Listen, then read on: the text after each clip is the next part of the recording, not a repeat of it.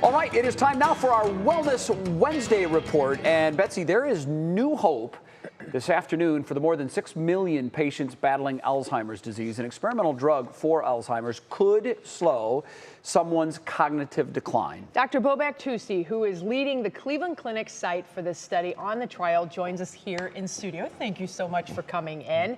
The trial is now in phase 3. What does this drug do, and how does it slow down a person's cognitive decline? Thank you for having me.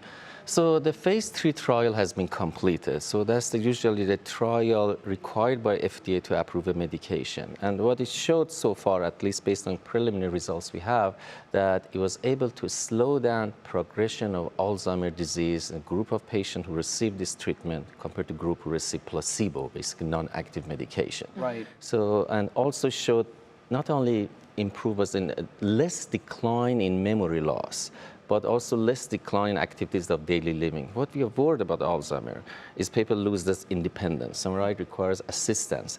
And it seems we're buying, hopefully, more good days for these people to reach the point they require assistance and help. Now, I know on the surface, people may see 27% and feel that that's not that big of a deal, but the buzzword that you said is you're buying more good days for these people. How big a deal is that 27%? Correct. So again, keep in mind, it's a 27% of changes. So imagine compared to group who didn't receive medication, yes, they're going to decline, but this one, 27% less, is a small, but it's still a change. So I think means for me, and my mother always wants to be independent for everything. Sure.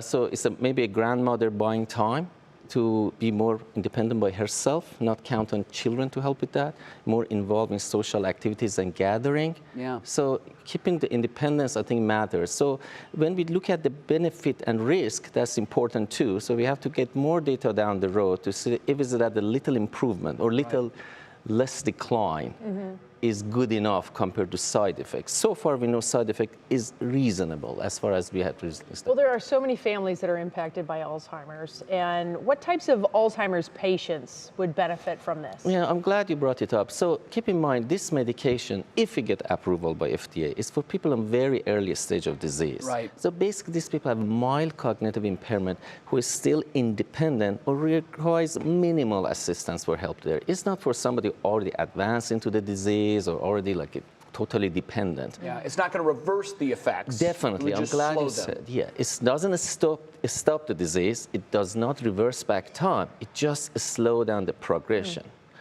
As you said, whatever the number is of more good days that these patients can hopefully. That 27% is massive. Doctor, thanks for coming in. Oh, we certainly appreciate it. Thank you.